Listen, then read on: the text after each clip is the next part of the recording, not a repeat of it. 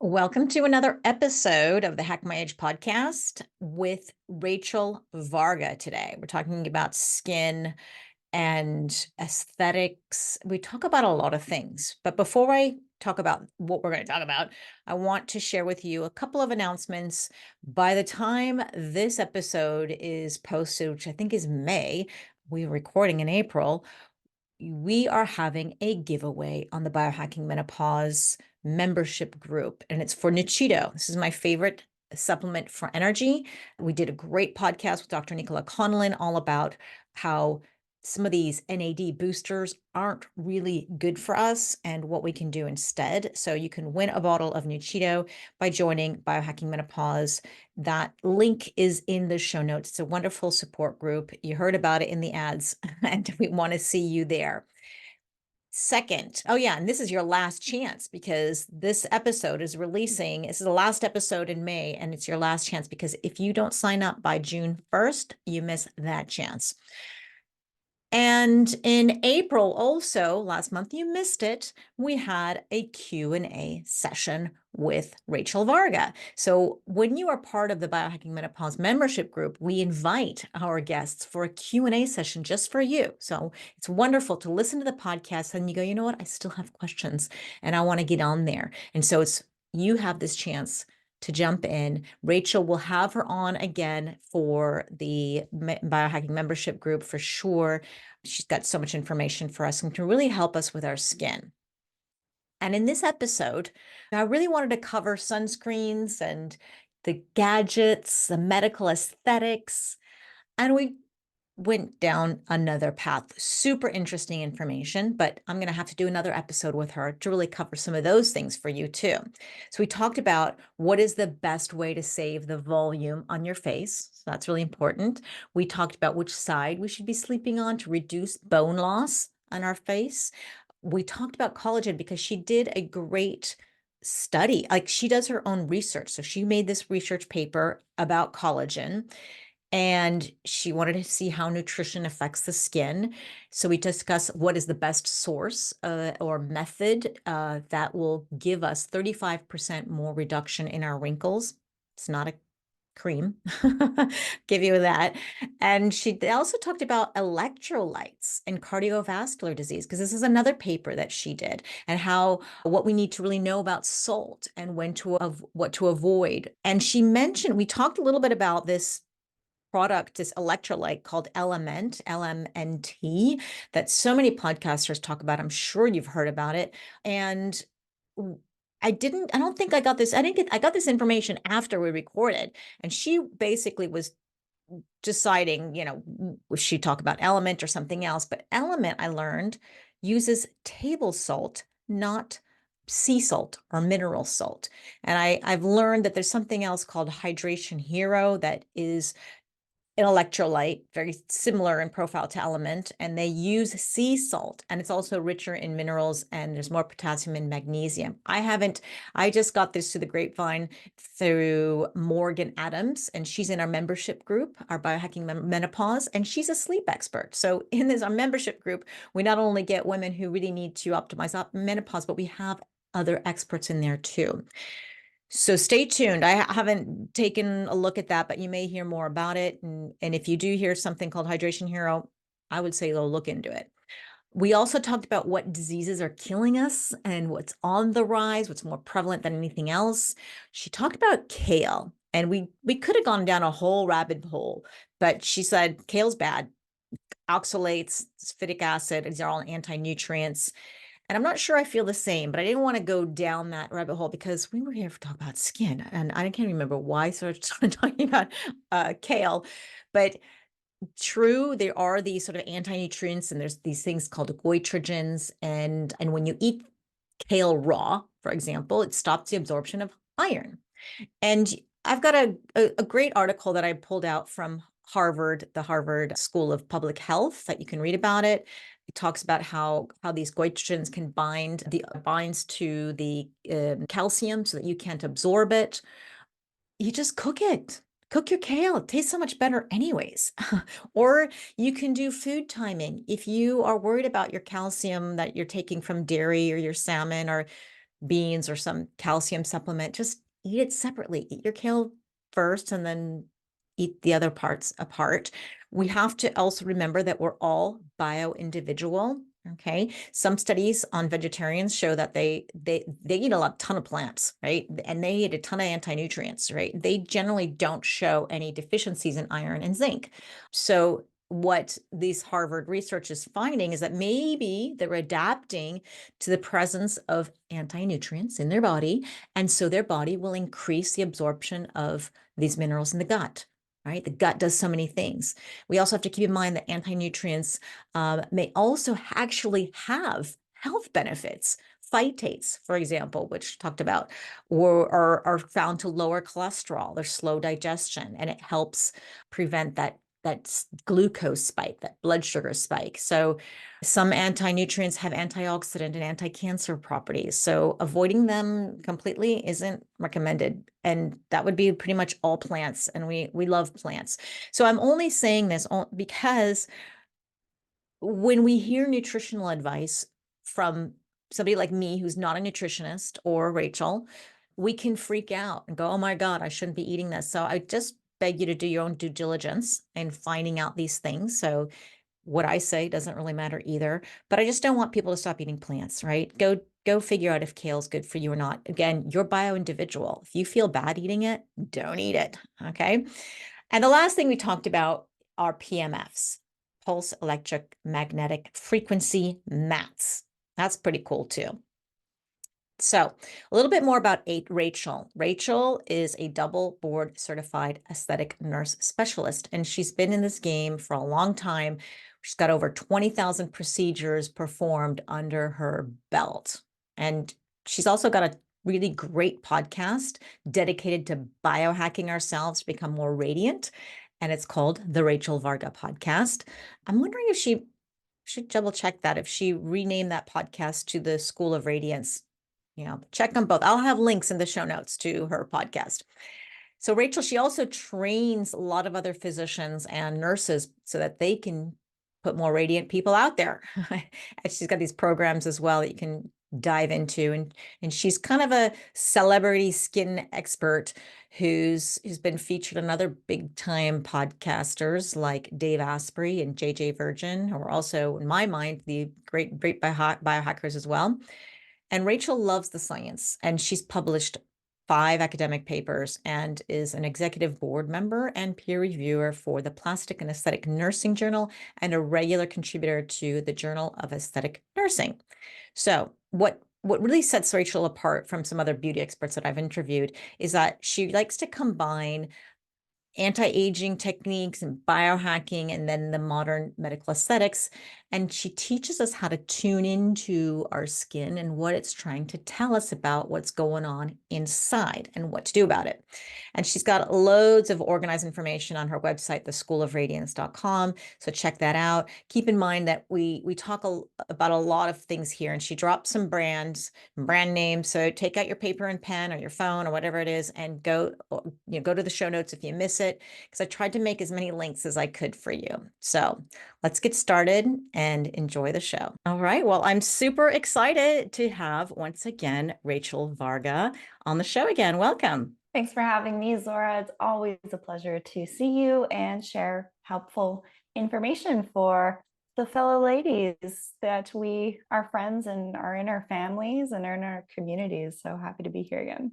Oh, you're such an expert in this field, and I'm so excited to have you just hone in on some really important questions. And we had an episode already that we recorded where we covered already a lot of the foundation of healthy skin and looking radiant, and that's importance of looking within, combating oxidative stress, and that's just the basics too. We know getting good nutrition and your sleep and your exercise and all that. So that's foundational, okay?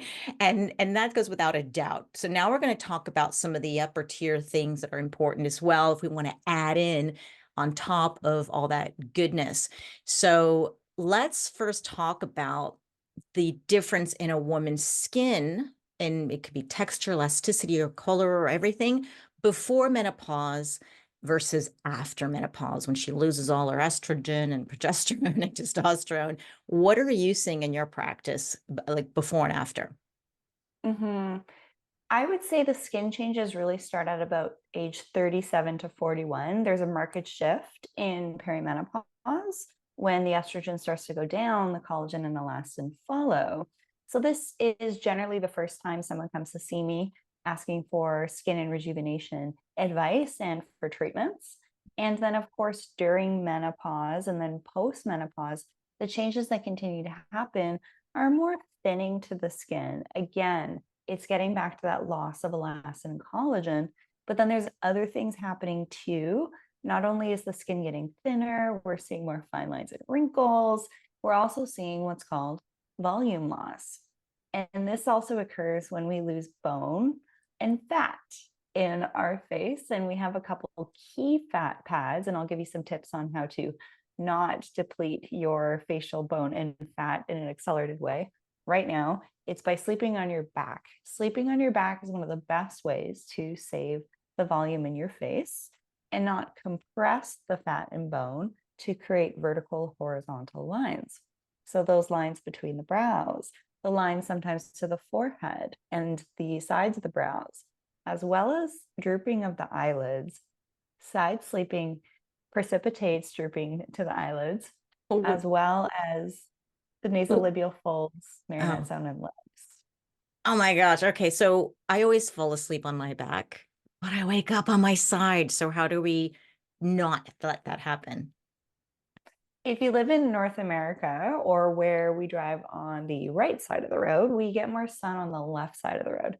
So, in North America, if you are sleeping on your left side and you're getting that double whammy from sun exposure while you're driving, the left side will age significantly faster. If you sleep on your right side, actually, studies show that side sleeping on your right is the best side to sleep on. And that's because the weight of your liver is closer to the ground and your heart isn't as heavy as your liver. So, from a body organ distribution standpoint, sleeping on the right is better than sleeping on the left for a few different reasons that I just mentioned. But sleeping on the back truly is the most important thing to do so that you're not compressing and flattening the facial fat pads and also leading to accelerated bone loss and those vertical sleep lines. So, back sleeping all the way, and I can even recommend a stellar pillow if you have to side sleep that will reduce compression to the face as well. Oh, where do we get that? That's on my biohacking page. Oh, cool. Okay. So we'll have to Yeah. put a link to that. Yeah, I was wondering, it's maybe there's some rails or pillows that I'm supposed to put on each side, like when you have No. babies and you want to keep them, straight. And I was also hoping for something like that. But yeah, I got to figure out how to do that. But did you know that sleeping on the right side, I don't, if I get this correct, is also good for that the lymphatic drainage system of the brain. Yeah, the So way that the brain detoxes is during sleep. So they don't call it beauty sleep for nothing. Not only are your cells regenerating themselves for the next day, that's why you don't want to be eating any sooner than 3 hours before sleeping. You want that blood flow and oxygen to be going to your cells that need repair, not in your digestive tract. And this pillow that I'm mentioning, it's like a 10-year pillow. They last forever. And they actually give you the proper cervical spine alignment for the brain to also detox as well, because that's also important for brain detox of the lymphatics. The brain doesn't actually have lymphatics in it. It has cerebral spinal fluid. So when we're sleeping, the brain shrinks a bit. And then all the toxins and waste products that accumulate in the brain, they actually slip down your spinal cord and then the toxins get diffused out that way. So mm, interesting fact about the brain, it actually doesn't have lymphatics, but the yeah. process of when we sleep acts like the lymphatic system on the brain. Yeah, I was explaining it. The brain is smarter than that. It's got its own Mhm. detox system. Yeah. So and if you deprive yourself of sleep, you're depriving yourself of that brain shampoo. So please go and detox and get your sleep for so many reasons. I want to talk a little bit about um oops, the collagen because this is one thing you mentioned we lose as we age. And you just told me before we started recording that you're doing a paper on Mhm. collagen, electrolytes, and then cardiovascular disease. So tell us a little bit more about that study that you're creating and what are your Mhm. findings? I write research articles to learn. This is one of the best ways for my brain to learn. And last year, I published a paper on oxidative stress status and its impacts on skin aging. So, our last episode was on biohacking for the skin. And that was basically like a template algorithm of which biohacks to start with to actually make an impact on the skin and the data and research around that. And then there was a missing piece. I didn't have a chance to include nutrition in that paper. It just would have been too long. So right now I'm writing an article. I'm actually just in the final editing process, and then I submit it to the medical journal to then get edited again and peer reviewed and all that stuff. And I really wanted to create a paper that actually gave specific dosing guidelines for different nutrients and related back to the skin and rejuvenation and all of that. So what's cool is actually, because I'm also on the board and a peer reviewer for another journal in North America, I actually came across another fellow nurse who wrote a collagen paper and nutraceutical paper. So I actually pulled that from another colleagues of mine paper because I, oh my gosh, probably referenced like 20 different papers in this one paper that I'm writing now. And what we found is in 12 weeks, there was, with collagen consumption, the ideal dosing was about 12 grams of collagen. So we can talk about my top recommended collagen sources, because there's chicken, pork, beef, and fish. Sorry, vegans, there's no collagen for you because the collagen comes from the animal skin. But what about collagen? So when you're talking about these animal proteins, what about a collagen supplement powder that we're getting, even though it's Yeah, coming from exactly. bovine or whatever? But I would like to know, yeah, are you considering those sources as well, or just the pure food? Yeah, in the study, this was looking at a marine collagen, but then in my analysis of soil quality and agricultural practices, I more strongly recommend beef simply because more people are actually asking for grass-fed, pasture-raised beef than they are for wild fish. So a lot of times fish that are grown in a farm, they're just exposed to so many different things like parasites and antibiotics and lice and things like that. So personally, I don't necessarily think that marine collagen is the best source. I would say, based on agricultural practices, that if it's grass-fed beef collagen, that's going to actually be the best source rather than even poultry. And I have some other reasons for making that conclusion. But basically, in a 12-week study looking at 12 grams of collagen a day over 12 weeks, there was a reduction in wrinkle score of 35%, That's a a lot. reduction in wrinkles on the side of the face of 24%, and a significant improvement in cheek skin elasticity of 10%.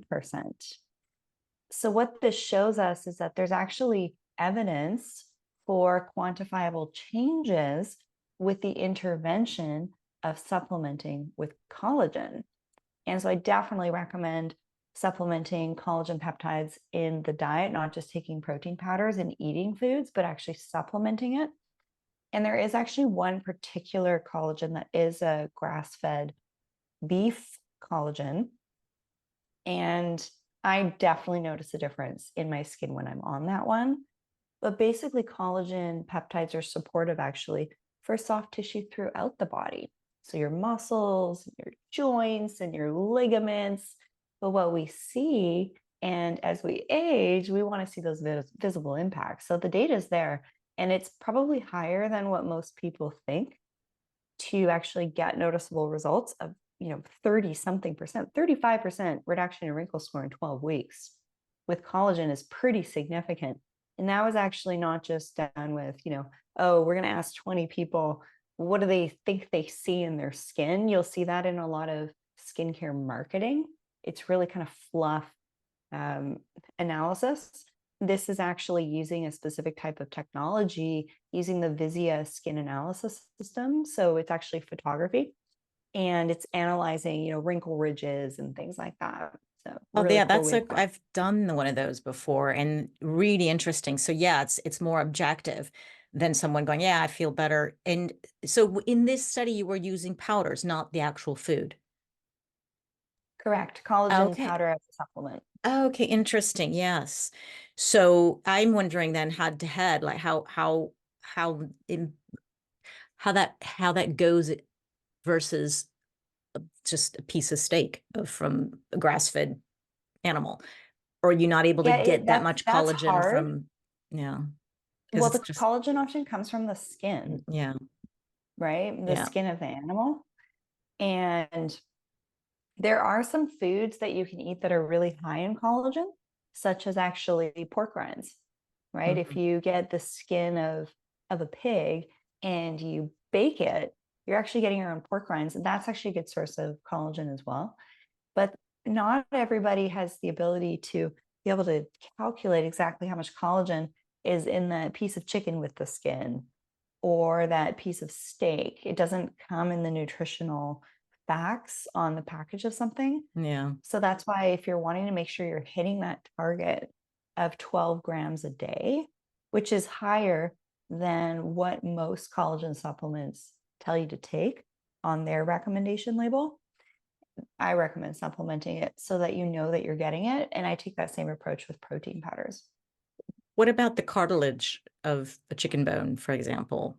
Would that have Yeah, more that's collagen a or is lot it? of that is going to be used as well. So a lot of times bone and the constituents in the joints, the cartilage, we'll see this actually with even crustaceans being ground up as well and using that for that's a little bit more for another molecule. I can't remember that one off the top of my head. I haven't studied that one, but it's something glute. Hmm. I'll come back to that. Glute 4? I don't know. No, it's glucosamine. That's it. Ah, Yes. So, glucosamine. so That's right. when things are often ground up from not the skin, it's glucosamine. Ah, I see. I Super knew it was in there interesting. somewhere. Yeah. Okay. So this is a good start to get 12 grams of collagen from a Mhm. bovine, grass-fed, clean, good product, which do you have anything on your shop that we could go directly Sure to? do. Yeah, Awesome. my collagen. So I sell over 200 products and I source the best of the best from multiple products. I'm also making my own as well. And in the final stages of research and development, I'm doing skincare right. I'm not just doing what most influencers do, which is, oh, I'm going to reach out to a company. Oh, there's a great formula. Okay, they can do the packaging. I'm not doing that. I'm really getting picky with the consistency of the product, what's in it, how much you have to use, and of course, the price point, and of course, the results. And so it takes quite a bit longer for that. But right now, I sell incredible products. A lot of them I've been working with and supporting my clients with over the years since 2011. There's a lot of Mm. great products out there, but the ones I'm making are just a little bit better than what's available. That's coming soon. Well, what you mentioned to us in the last episode, never forget, is you go every year through the ingredient list of a product that you like and that you choose. And then what Four happens times a is, year, actually. oh, 4 times? Oh my gosh. Yeah. So, and that takes a lot of work. So you're doing It all the does. heavy lifting that we don't do. Mhm. And what you said is that, well, you may say you like Paula's Choice, for example, just say one brand, and then they're bought out by a company and then they change the formula. So it's Yeah, it not, happened with Beauty Counter too. If you go on the Beauty oh Counter gosh. website and you type in canola oil in the search bar, Yeah. there's two products that pop up now with it. Oh, wow. And yeah, and they Yeah, were waving their flag and how clean they are and how perfect. And it's just it's marketing. amazing. Yeah. It's So just marketing. yeah, this is why I like going to your shop and just kind of browsing around and saying what is in there. And we had a great consultation, and I recommend everybody to go and get a consultation with you because boy, I didn't not expect what you told me. I thought we are just going to talk about skincare only. You took the whole shebang and explained so many other things. And then you curated a list based on my needs, and it was so good. So I'll have a link to that if people want to do some one-on-one with you. really great. You were so thorough. I couldn't believe it. So I appreciate that and everything you do, and then and all of your courses and stuff that you share as well. But let's go back to the study Thank you. and the collagen. So so this is okay. It's on my list now. Give me the collagen. And what about then? How does that tie into your studies on electrolytes and cardiovascular disease? Yeah, I Are was these actually different? chatting. Are these different studies, or are you putting them all together? These are all different studies. So Oh, okay. basically, what I do is what's called a literary review. So I have a topic. So the last one was oxidative stress in the skin, with the focus on toxins in air, water, lighting, electromagnetics, and also pathogens like parasites, yeast, fungi, mold, all those things. And nutrition would have just been too much to put in that paper. And so when I had the bandwidth and had a journal reach out to me that they wanted this, I'm going to be publishing a couple papers on nutrition in the skin. I'm such a nerd. But we need you to I be love nerdy going. for us. Yeah, I know, right? I know that. Well, this is why you trust me because I actually do the research. So what I do is I look at the data. And what's interesting is when I'm looking at a paper on research on different things, there's a lot of things that have really stood the test of time, such as electrolytes. Typically, when you write a paper, you want something within 5 years of the published date. But a lot of the stuff on fasting and electrolytes, we're going back to 2007, 2010 for really incredible studies. And these things I don't really think are going to change, right? Pretty hard to influence the impact of things like electrolytes and the impacts that they have on the body. But one of the neat things I found was, of course, as we age, we are living longer. We know this, but we're living with autoimmune and chronic diseases. And I don't want to be a Debbie Downer here, but when I wrote my first paper, I shared a statistic with you, Zora, that deaths of unknown causes have had doubled in Canada from 5 years prior to 2019. They were at about 4,000 deaths a year. And then in 2019, they jumped to about eight. They fudged the numbers actually, because in my paper, I think I published about 11 or 12,000 deaths. So for some reason, that data set was changed. So when you publish paper and then these data sets get changed, well, actually, that number that they had published back then, that's in a paper. So busted. And so then I reviewed that again, that data set on Canadian statistics of deaths of unknown cause.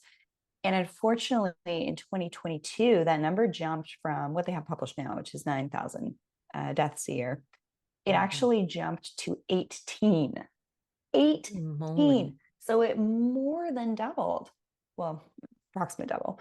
And that's significant. So what we're seeing is a doubling of deaths of unknown cause. And in that category are autoimmune diseases and also someone passing before receiving a diagnosis.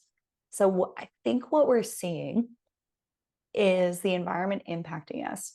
And with autoimmune diseases, things like eczema and psoriasis are also in that category, but also these other new wonky things that I think are coming from toxins in our environment and also in the agricultural practice. So this paper is looking at nutrition. And what I found about what's happening with our agriculture and the manipulation on a genetic level, there's things that I haven't heard anybody else ever talk about. RNA manipulation is definitely happening. I'll bring it up right here in the paper.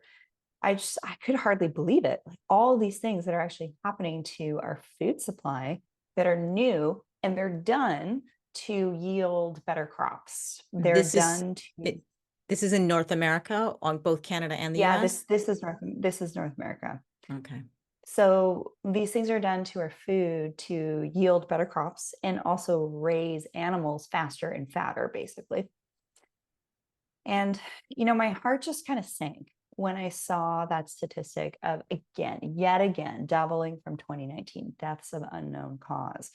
So if you needed a reason to really pay attention to your food quality and eat organic and support your local butcher, this is it. But the other thing is we all know that kale is not great for us.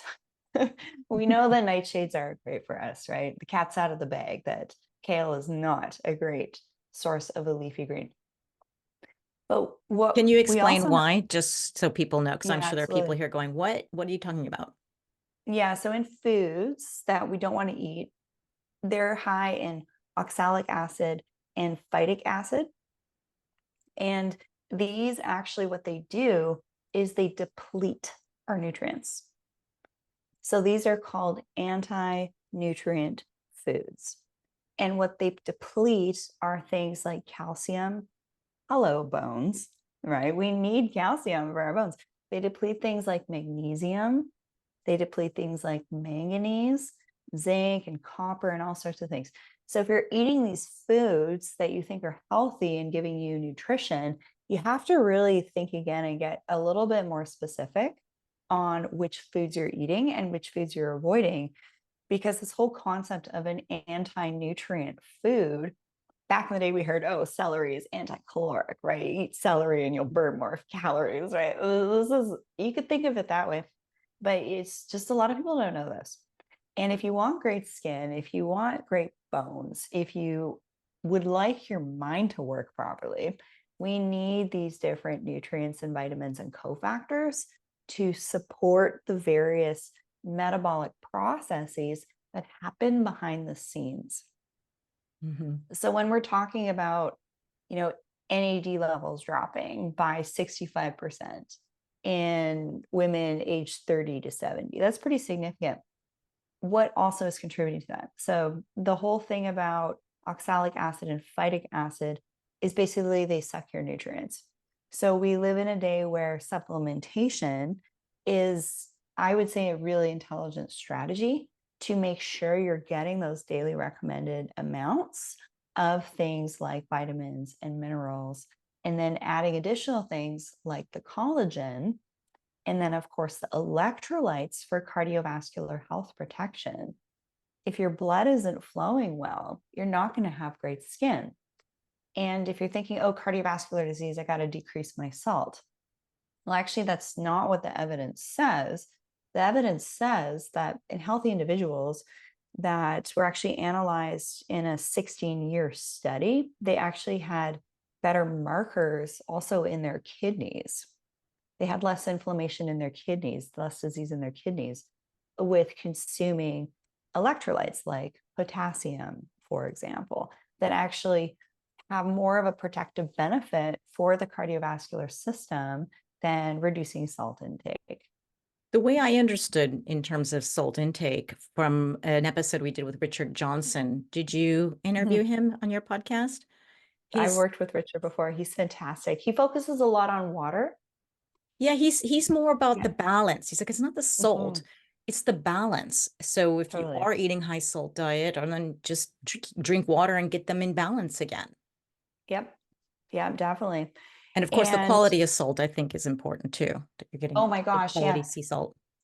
I recently had a company reach out to me, and it's the Real Salt brand. It's from a salt mine in Utah. And I actually didn't know this about salt, that a lot of times the salt that we get, because I never drink iodized table salt or eat, sorry. I never use that for my food. I think it tastes disgusting. Kosher salt also has caking agents in it. There's actually multiple ingredients in that. So I started to look at salt carefully, and then, uh, pink Himalayan salt, Celtic salt. But actually, what you want to care about is the mine that the salt comes from, single source, high in minerals, not tainted with other pollutants. And so I actually You put know, salt. you know Yeah, which one is. I know. Yeah. I'm It's, going to Portugal tomorrow, I told you, and I'm going to a place where there's salt mines. That's pretty much that's what the industry is down there. And so literally, I think maybe now you've piqued my interest in going to find out what's in there other than just the salt. And how are we supposed to check if you can't do what I'm doing? Well, what I like about this company in Utah, it's the Real Salt brand, is it is in North America. It isn't coming from somewhere in the Orient or Asia where their regulation practices aren't great. We'll see supplements coming out of the Orient, unfortunately, that test for lead. And there was actually a really popular gummy on the market that was marketed by, the Kim K's of the world. It was a blue gummy for hair, skin, and nails. You've probably seen some of them, these influencers posing with blue gummies in their mouth. Mhm. And a third party lab actually analyzed that. And I'm interested in it because it's, a skin gummy, and people are asking me, Rachel, what do you think about this? Right. So, anyways, there's a video on YouTube of a third party lab actually analyzing this product. And in the 2 gummies that the label told you to take of it, it actually exceeded the daily allowable limit for lead. Oh my So gosh. this is an example of a product that was manufactured in the United States, but they were probably cutting corners and getting ingredients from elsewhere where the regulations for ingredients are really lacking Mhm. and are tainted. Yeah, we have to be careful. And I'm just wondering, when I see that blue color, I'm like, it's not methylene blue. It's got to be some dye. I don't know what, but it doesn't I think it belong was in our like body. blueberry color or something. Yeah, if it's blueberries, okay, but blueberry color, I I don't know. know. So, okay, so this is important. We get our electrolytes. The collagen electrolytes are super important for our skin. And so you recommending we get that from salt? And are there, because there's so many, every podcaster I hear is talking about Element or pushing, some brand. And do you think we can just get it from our salt and not have to worry about a blend? Well, you need potassium in there too. You want the salt and you also want the potassium. And why I think that electrolytes are good for the skin is if in a rat study, we see a reduction of chronic kidney disease with diets containing 2.1% of potassium compared to the basically the placebo group that had 0.4% of potassium. They showed there was actually renoprotective effects, meaning that the kidneys were actually protected. And so when I see something like that, it's actually upregulation of renal SMAD7 to be technical. I have my paper up right here. But I think that there's a potential for things like electrolytes to have a protective mechanism. They were just looking at the kidneys, but a protective mechanism to basically reduce inappropriate metabolism elsewhere in the body, right? I just don't think it's been studied yet. Electrolytes haven't been studied extensively. I actually went on the LMNT website to look at some of their research. And when I'm looking at companies, I want to look at research articles they're referencing, not just blog posts talking about something. So I was actually able to find some resources to their credit, actually to this study, which is great. Because I've taken that product in the past. There's lots of different electrolytes on the market. And so I haven't done an analysis of which brand is better than others for things like electrolytes. My biohacking page, that's my pre-vetted page by me on the schoolofradiance.com biohacking page. So I haven't done enough research to determine which electrolyte product I want to recommend just yet. But the question was if it's a product versus salt. So you're saying yes, because we need the potassium. There's a Yeah, couple you need the problems. potassium. Yeah. Yeah. Yeah. Okay. All right. So we're going to wait for your nerdiness to come out and do all of that Yes. research for us. We're going to go to your website and grab it. But it's the kidney, it's the cardiovasculature protection, right? Um, Taking taking electrolytes shows to be more protective than reducing salt intake. That's a huge deal. How many listeners here have a degree of cardiovascular disease? It's one of the leading causes of deaths, right? it But is the the number autoimmune, one. Yeah.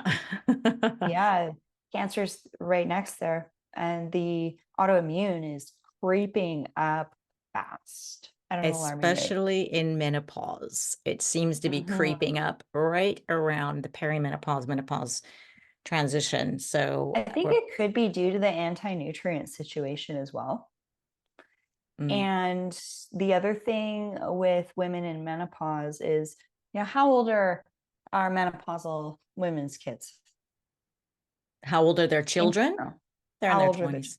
They're in their Yeah. 20s. Well, Yeah. what's going on with the kids in the 20s? They're just starting to figure their lives out. Yeah. So it's not just the physical stress, it's not just the oxidative stress and the nutrient deficiencies or anti-nutrients. It's a lot of emotional things too. And we forget just how important it is to look after our emotional bodies. And actually, one of the things, I know you're in Europe, one of the things I really like about European practitioners and physicians and things like that is they use technologies that actually look at reading different things in the body. And I have one of those pieces of tech upstairs that reads the human biofield. But I did a test recently and emotions came up. And I think we forget about the role of our emotional state. So, just a couple tips here. If you feel like you're slipping into those lower vibration states like fear, shame, guilt, anger, you really need to pick yourself up and continue to keep your attention on frequencies like love and peace. And the rest of your cells and all your other cellular mechanisms are going to follow when the space in between you, which actually makes up 80% of our universe, dark matter, the quintessence, the fifth element, we can't forget to do that inner meditative, emotional, energetic work and not just focus on skincare and supplements. They don't say body, mind, spirit, energy for nothing. They're all equally important. So, for those women who are in menopause and experiencing these skin changes, remember to slow down. My most vibrant women, clients of mine who are in menopause, they have very dialed in, exciting practices like a hobby, community. They do things with their family. They're right with their family and they're right with God. And they're doing things to support their mind and keep them calm and at peace. They're not just scrolling on social media. They're reading, they're writing, they're drawing, they're making art, they're making music.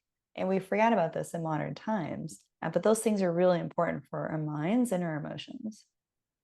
You're absolutely right. And we all know it. It's just hard to do it when you're going through this transition and you have a loss of estrogen and progesterone and testosterone and all the other things. Your thyroid's getting out of whack. And that's why women struggle with this because they don't know why they're reacting. Whereas before they were much more calm. Well, hello, progesterone is gone.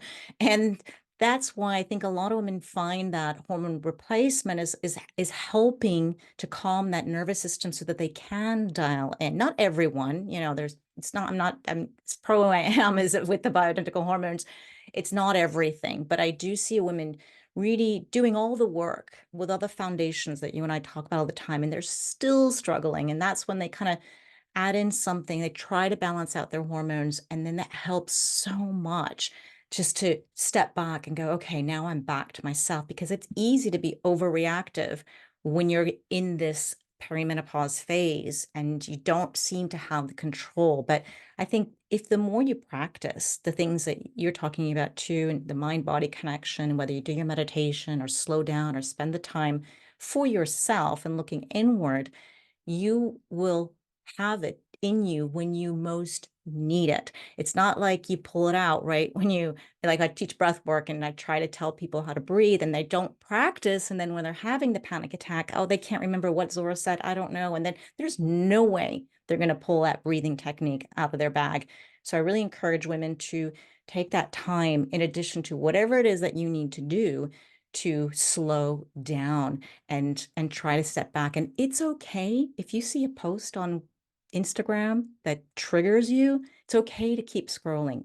You don't have to write this all out, because we can see so much negativity in this hormone space, in this menopause space. You have people driving their flags into the ground, and they're fighting. And I just wish women would be a bit more um, harmonious and supportive of each other during this time. But I think, when the hormones are going crazy, it's so tempting. If somebody's triggering you, to keep adding fuel to the fire. And I really encourage women to please just stop for a moment, work on yourself, find the purpose or find faith or whatever it is that brings you positive light and energy to keep moving, and you will get out of this transition. If you are struggling, and again, if anybody's listening going, oh my God, what's going to happen to me, not every woman has this struggle. Okay, I don't want to put it out there either, but I want to recognize those women who do. It's a spectrum. So thank you, Rachel, for reminding us to do that, because it isn't just about some skincare or biohack or whatever it is that we do. It's a lot of that stuff is inward. Although those things can be very helpful, right, for putting nutrients on the skin and really well formulated products and being consistent with that. And also for biohacking, there's a couple of points I'd really love to add to what you just said, because what you said is really important and I don't want to gloss over it. But for biohacking, for me, using a PEMF mat is just like magic for me. It turns my nervous system to butter. And why this is so important is when our bodies are dysregulated, our mind is as well. So there's a couple things that I want to touch on. Error of thought. I'm going to repeat that. Error of thought. Being too extreme and being hypervigilant. Okay. Women are softer. We're beautiful. We're the nurturers. We're the caretakers, right? That's what we do. And if we experience something that rocks that safety, that can put some type of trauma or event or some betrayal, for example, that can actually put a woman into a hypervigilant state. And what that does to the nervous system is it just destroys the nervous system. Nervous system's like, oh, what's that sound? What's this noise? What's that smell? Right? There's a hypervigilance that can happen. And then also from that, things can go too extreme. We've seen this with health, we've seen this with politics. At the end of the day, what's really good at dividing us all is extremism.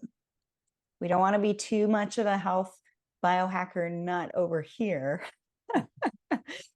or not doing anything over here. We actually want to be more in the middle and more grounded. So forget about that hypervigilance and extreme mentality for a moment, because when women reside there, which can be related to sort of the life events that I mentioned before, errors of thought can occur. And What's the error of thought? Explain that. well, an error of thought, for example, this actually comes up in a Quest 4 test when it's looking at someone's emotions. This is a highly sophisticated measurement tool that's looking at various different biomarkers in the body, including emotions.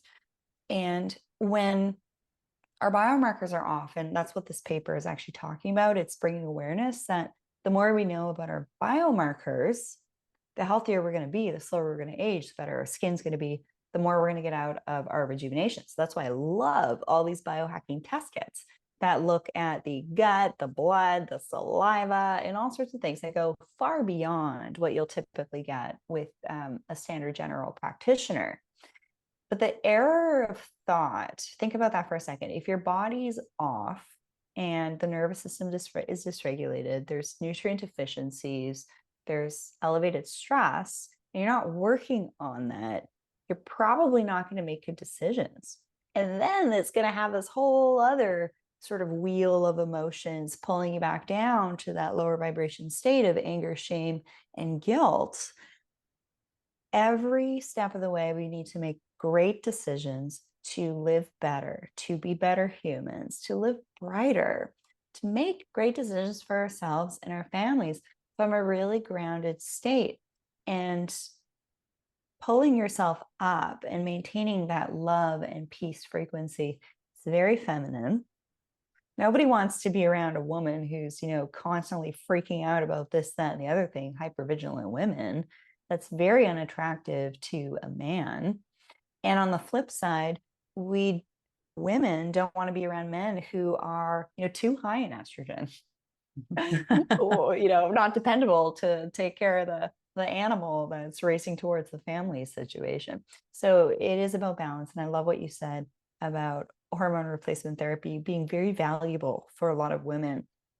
And at the same time, also looking at key nutrients to make sure your body has all these cofactors so that cellular signaling and brain function can happen and we don't experience accelerated aging. So I wanted to just mention the PEMF mat is so helpful for me, especially if it's too cold out where you are. You can sit on it and work on it, and it just makes my nervous system like honey. PEMF is pulse electric magnetic frequencies, and this is a mat that you buy in case people don't really know what that is. And you lay on it just 15 minutes, 20 minutes. Some of them are made to sleep on overnight. And there's so many brands out there. And we haven't done a podcast on PMFs, but I'm sure you have one where you can explain that. And I'll put that in the links as well. So if I people can, actually haven't yeah. done a podcast on PEMF What? because I'm evaluating a couple of different companies. I kind of Ah, keep this stuff in the wraps until okay. I'm ready to talk about it and feel like I've evaluated them enough. So some of them, yes, they stay on for long periods of time with the heat, with the PEMF frequencies. Yeah. Some of them turn off really fast.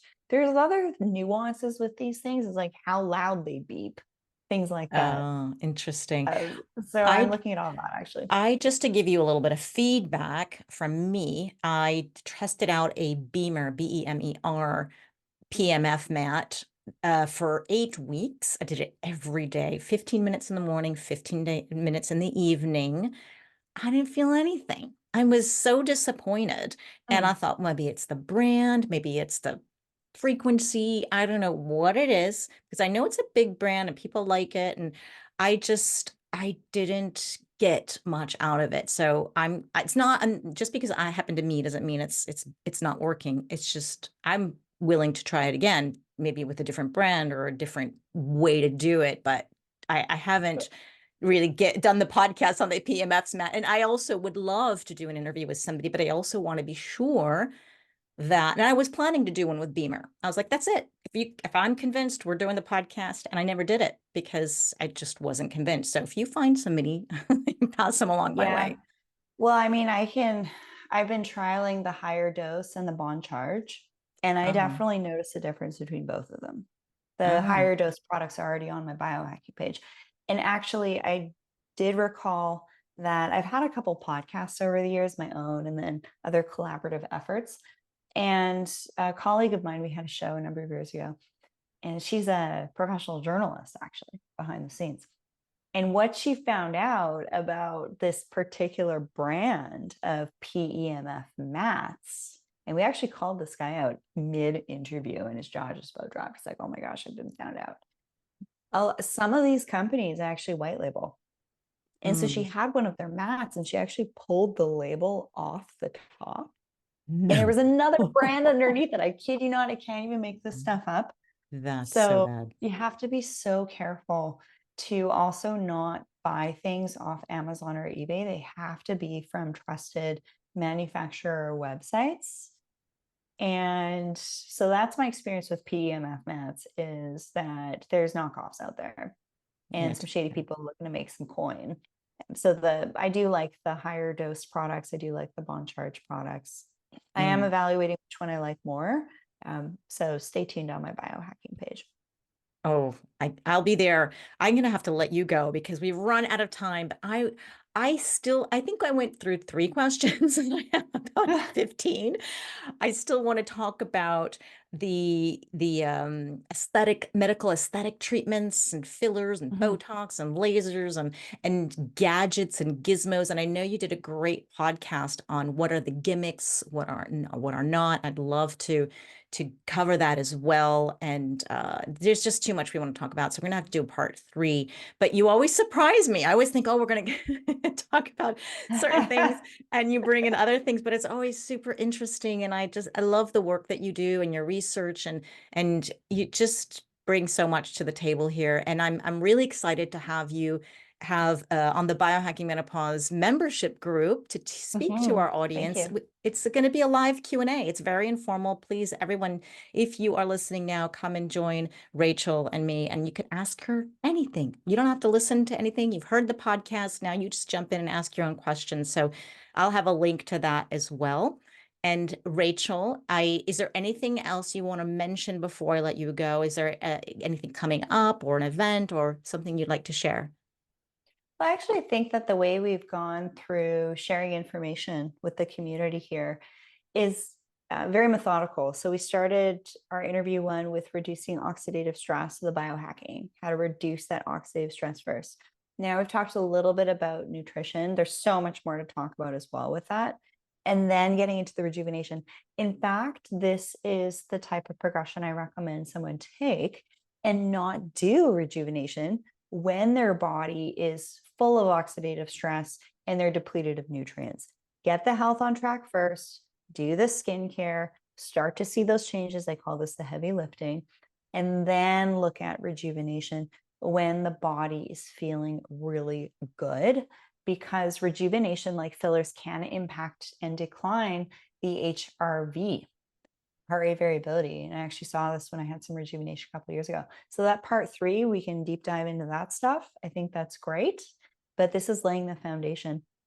And actually what I do for those of you listening, sorry, you mentioned any other resources I have to share in my skincare tutorials. So I do expert skincare tutorials.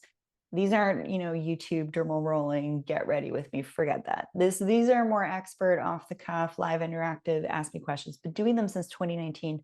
I love this because after the one-on-one where you get your customized recommendations, which I'd love to meet a number of you, then I recommend joining at least one of my seasonal tutorials.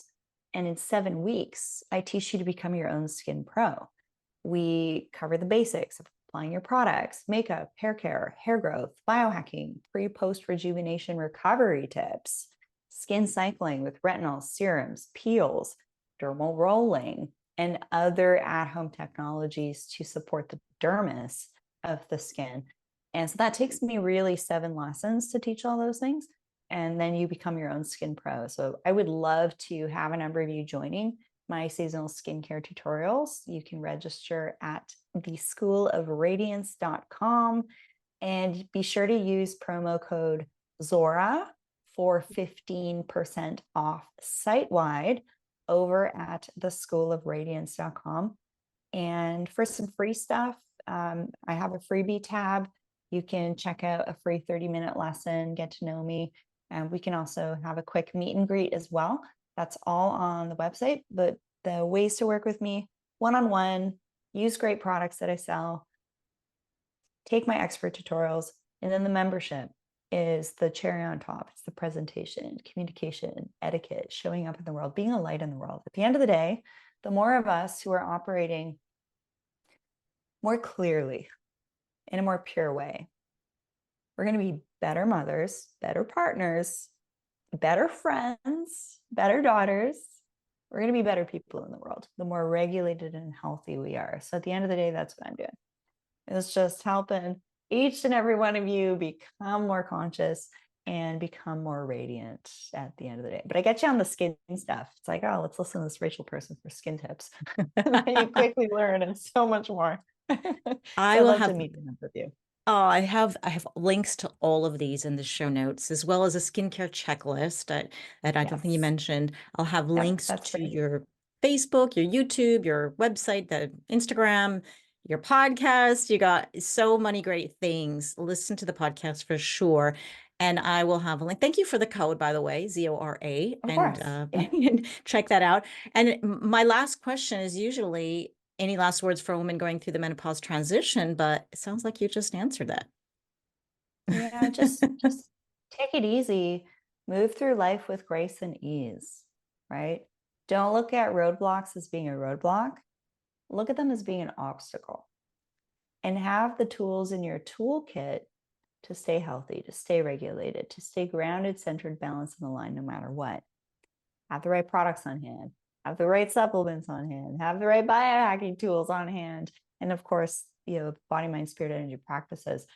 one of the most challenging things we do in our lives is getting to know ourselves. It's not only getting to know ourselves, it's getting to know ourselves. We're Good only one. just figuring out the cellular stuff, and this research stuff is fun. This whole lights me up. I'm here to be of service at the end of the day. Oh, thank you so much, Rachel. And we will see you for a part 3. And if you can't wait, go grab, go grab our membership or any of those programs right now. So have a wonderful day and a good night, good morning to anyone else who's listening. And I'll see you next time.